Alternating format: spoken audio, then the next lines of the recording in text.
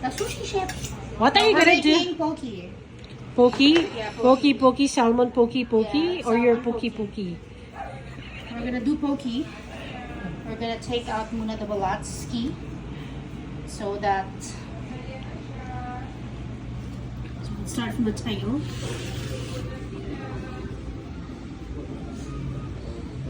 You need a very sharp knife, right? Careful, huh? Yeah. I'm scared.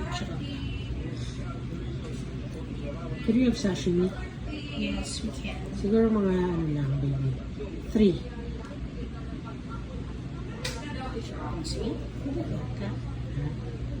Huh? See? Look at that. Huh? Neng, tingnan mo! Tingnan mo! Ang magic ng matalas na kutsilyo. Ooh, maganda.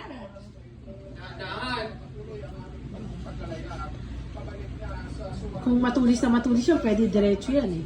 Hindi pa ako ganun kagaling. Sorry. Ah, okay. Yung mga trimmings para sa mga Tres Marias, huwag kalimutan. Niluto ko na pala yung balat, ma'am. In-airfry mo? Oh, good. Masarap? Si sir. Ang gusto niya? Good. Very good. Very good. Binaon niya sa Tagaytay. Sino gano'n? Neng!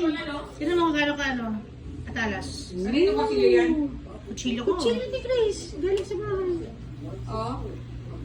Mga kutsilyo namin ganyan. Mas matulis pa yung mas maliit yung global. May kutsilyo ka pa dito, ah. Yung malaki yun eh. Pang ano yun eh. Yung ginamit ko sa ano. Pang lechon yun. Ooh. Tama na, baka tumaas ang Ano music yung natin. Ano yung isang palas? Sharp! Slicing and dicing. Dicing for pokey. Pokey bowl. Pokey Maliit na to. pokey. Just cubes. Hindi ko ma-pronounce yung apelido ni Kuya Marquemo. Ah. Kumilyon. Jugilyon. Ha? Jugilyon. Diba? Jo? Ju. Ang hirap bigkasin ang apelido niya. Okay. Finished product. Quinoa.